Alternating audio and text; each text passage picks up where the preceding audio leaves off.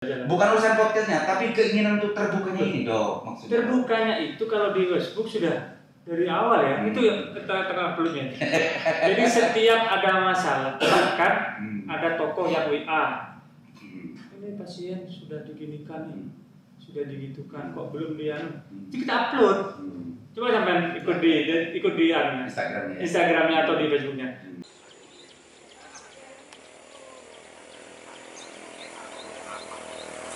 Dengan adanya Almira 99 itu sebenarnya masyarakat terselamatkan dari investasi bodong yang berseliweran di tengah-tengah masyarakat.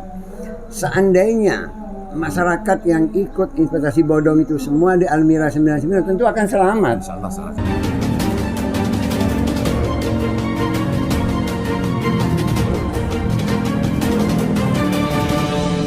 Assalamualaikum warahmatullahi wabarakatuh. Berjumpa lagi di Hai Samrabu.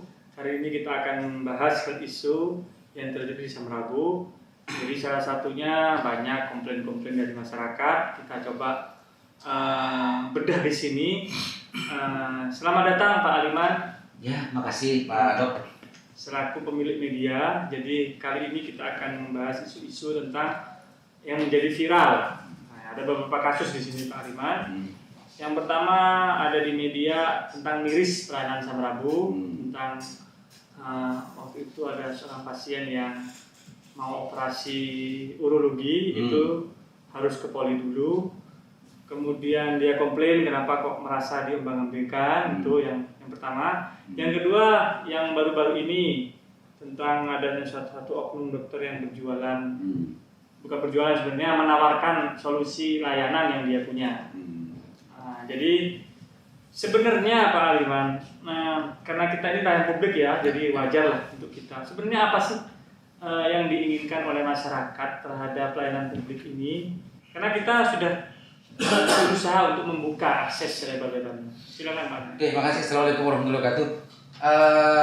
Dok, terima kasih banyak saya diundang di sini, dan ini satu-satunya mungkin rumah sakit yang membuka layanan ya dan informasi podcast lagi, dan di IG-nya, di akunnya, di FB juga ada. Dan ini salah satu bentuk ikhtiar menurut saya ya, menurut ikhtiar bahwa RSUD Kabupaten Bangkalan, RSUD Samrabu ini terbuka ya. Meskipun terbuka dan macamnya pasti saja kecolongan di sana.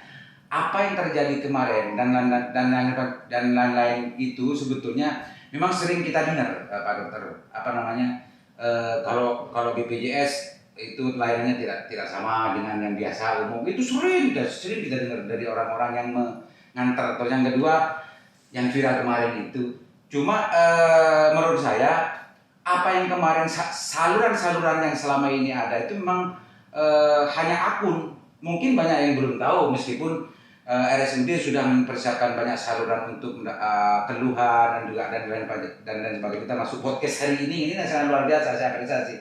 Karena dengan demikian ini sebetulnya kan tidak mau menutup-nutupi, meskipun juga tidak mau diakui bahwa memang ada hal yang semacam yang tadi dikeluhkan itu Pak Dokter.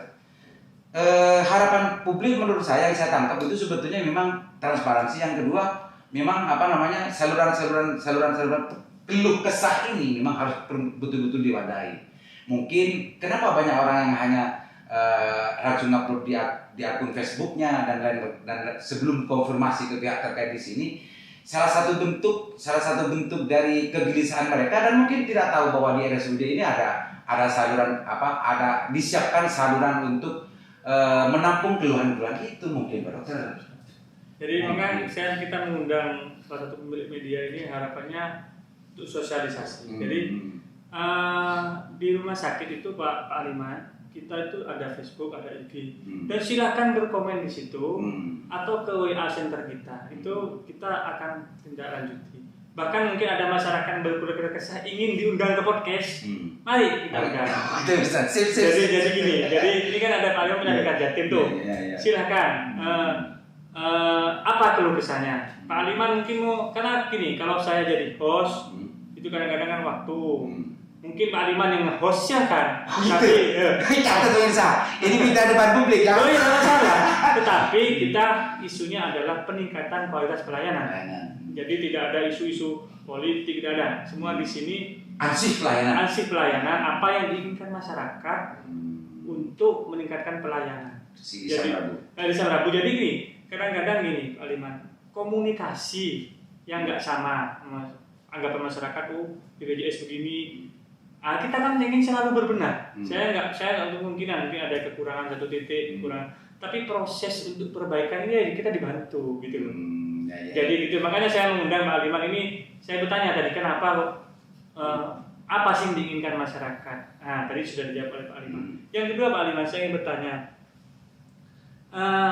fenomena tentang viralnya suatu berita zaman sekarang ini, tanpa konfirmasi, tanpa itu, bagaimana menurut Pak Liman? Kan sebagai pemilik media, saya kan sebagai salah satu manajer lah di rumah sakit RSUD ini ingin tahu, loh, sering terusik dengan itu ya. Iya, saya gini, bukan masalah, loh, bawa konfirmasi dulu ke kita, itu masalahnya begini, kita bisa menjelaskan, gitu loh. Gini Pak Liman, sebagai pemilik media, gimana? Ini kalau media dengan status bedakan. Media itu mempunyai kewajiban di bawah payung Undang-Undang Pers nomor 39 kalau saya 49 39 saya sudah mulai lupa itu. Tapi di payung itu kalau pers dalam menyajikan sebuah berita atau merumuskan sebuah berita tidak boleh hanya timpang, tidak overpercaya gitu ya. Harus ada konfirmasi, harus ada penjelasan dari pihak-pihak terkait yang berhubung dengan berita pemberitaan itu. Nah hari ini kita ini tidak lepas dari itu Pak Dokter. Dan itu semua tidak hanya rumah sakit yang kena. Kebebasan berpendapat dan ada media sosial yang sangat luar biasa bebasnya. Hari ini bisa dikatakan bahwa setiap orang itu adalah wartawan. Setiap orang wartawan tanpa apa langsung dibuat status dan macamnya. Nah, orang-orang yang punya akun menulis status itu tidak bisa dijerat dengan rezim undang-undang pers, tidak bisa. Tapi kalau undang-undang kalau pers mengatasnamakan media, maka wajib hukumnya itu adalah untuk untuk mengcoverbacakan beritanya sebelum ditayangkan, disajikan ke publik. Ada kewajiban dari media untuk bagaimana menseimbangkan berita itu. Maka hari ini termasuk 2 bulan kemarin saya sempat berbicara dengan Dewan Pers, salah satu anggota Dewan Pers Indonesia terkait dengan urusan Sampang yang sempat viral. Memang banyak sekarang orang yang mengatasnamakan media tapi abal-abal, tidak mencukupi syarat kemediaannya.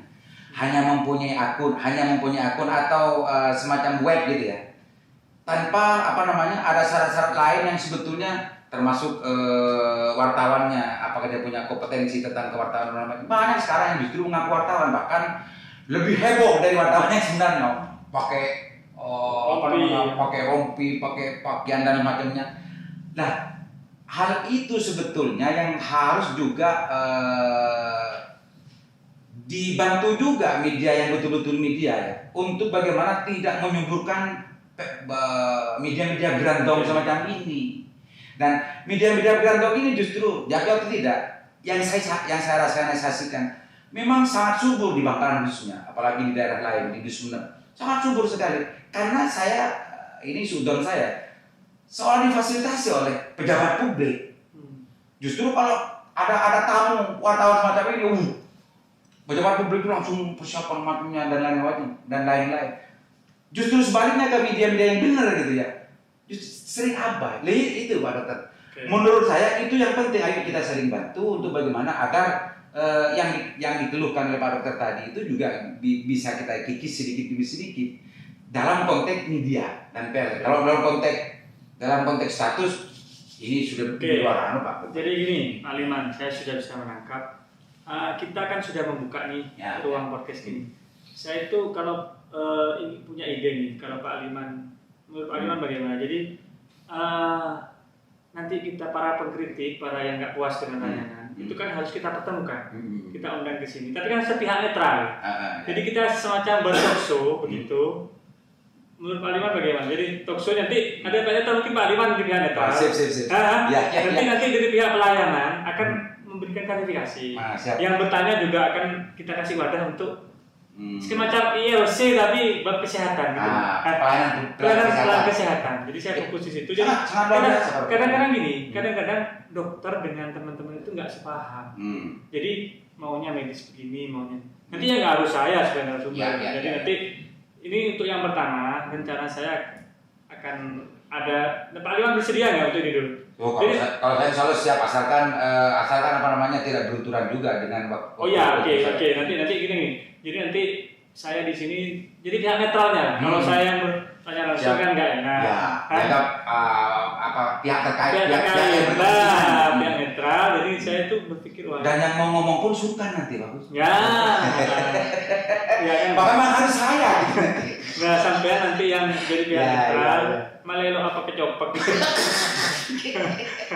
Gitu ya, jadi nanti ini saya apresiasi saya apresiasi ini keinginan semacam ini menurut saya tidak bisa untuk dihindari adalah sebagai bentuk ikhtiar dari manajemen rumah sakit Samarabu untuk berbenah.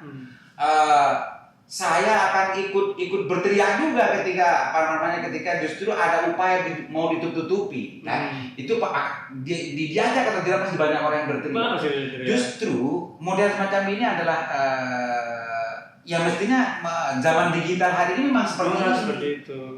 Biar pertama mungkin kalau Pak Dokter kan hanya tahunya laporan dari dokter dan perawat. Oh Pak Dokter, ini saya sudah begini Pak Dokter. Tidak ada keseimbangan juga.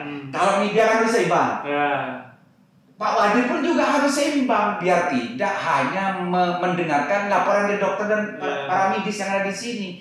Jangan-jangan yang dialami oleh pasien yang dirawat di sini justru cerita yang diberikan kepada Pak Wadir dengan apa yang dialami oleh pasien tidak sama kan gitu Pak Dokter. Model ini cara untuk bagaimana perkembangan. Nah itu, jadi saya dukung ini saya untuk ini. Jadi maksud saya nanti saya akan mengundang kemarin status, nanti sampai di tengah, nanti bagian pelayanan yang akan menjawab. Tapi dalam rangka kita bukan saling menyalahkan ya, itu kan sudah selesai, sudah clear. Untuk meningkatkan pelayanan dan juga memberikan informasi ke masyarakat. Begini loh, yang terjadi di sini itu begini. Nanti Pak Aliman sebagai pihak netral ya, jadi nggak usah kita itu, nanti, tapi intinya kita nggak mencari perbedaan. Kita memberikan, ini gini Pak Aliman, saya berharap gini, kalau ada komplain pasien, fokus pertama adalah selesaikan pasiennya dulu. Masalah-masalah mau diviralkan silakan, tapi permasalahan pasien ini harus kita selesaikan. Ya, jadi gitu, prinsipnya begitu. Ini sangat luar biasa, saya sangat berhasil dan setuju banget ini. Dan mudah-mudahan tidak hanya terbatas dengan urusan yang kemarin, Pak Dokter. Oh iya, yang lain nanti ada lagi yang lain. Nanti kalau ada, saya rutin aja sebulan sekali tidak ada masalah.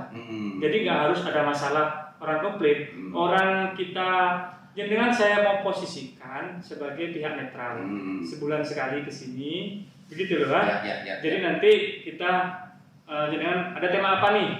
Kita punya jualan. Oh kita punya, tapi jangan di konsep dulu. Oh ya sosialisasi lah. Sosialisasi dalam arti biar tahu lah masyarakat itu.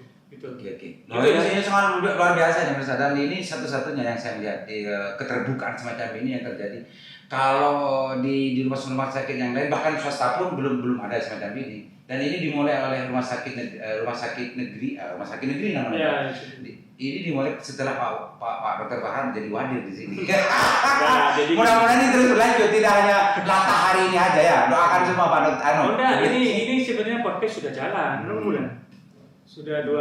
Sudah 2-3 bulan sudah jalan. Bukan urusan podcastnya, tapi keinginan untuk terbukanya ini dong maksudnya. Terbukanya itu kalau di Facebook sudah dari awal ya, itu yang tengah pelutnya. Jadi setiap ada masalah, bahkan ada tokoh yang WA. Ini pasien sudah diginikan nih, sudah digitukan, kok belum dia? Jadi kita upload. Coba sampai ikut di Instagramnya atau di Facebooknya. Jadi kayak gitu, nanti kita akan konfirmasi. Jadi biar ada yang netral. Jadi kan tetap ada di pihak netral. Jadi kita juga harus menghargai teman-teman yang bekerja di sini, bisa melihat oh ini sudah bekerja kok begini. Jadi kan memang itulah Pak Aliman. Saya kira itu ya. Nanti kita insya Allah akan sebulan sekali akan mengundang Pak Aliman ini sebagai host netral untuk mendiskusikan aspek pelayanan. Silakan teman-teman yang ingin bertanya tentang layanan apa saja, mau talk show di sini silakan. Mau teman-teman aktivis, teman-teman pemerhati. Atau streaming juga bisa kan? Oh bisa. Artinya kita streaming di sini dengan satu pelayanan di sini atau 1 bulan sekali tentang masalah untuk menampung apa namanya. Silakan. Sip ya. Sip, sudah. Wah, kalau di sini kan beda dengan Sandasan. Kalau mau live streaming kan semuanya alatnya sudah jelas. Gampang kan di sini. Ya, di sini jadi gini loh. Jadi nanti orang bertanya. Nah, jadi penonton langsung bertanya atau langsung Jadi, bisa. langsung interaksi. Interaksi. Kita ini loh kok gini. Nanti kita menjawab. Ya. Jadi teman-teman nggak harus saya. Di kabit-kabit juga saya latih Ah, untuk public speaking gitu loh. Oh, ini mantap ini. Ini sudah ada konsep ini. Gitu ya, saya kira itu dari hari Sabtu Rabu. Sekarang kita tutup. Terima kasih. Semoga ini menjadi awal yang baik untuk Sam Rabu dengan Rika Jatim. Biar gak kerja sama media yang biasa-biasa. Saya emang gak mau yang biasa-biasa. Kita maunya yang model begini. Terima kasih. Semoga lancar. Wabillahi taufiq. Wassalamualaikum warahmatullahi wabarakatuh.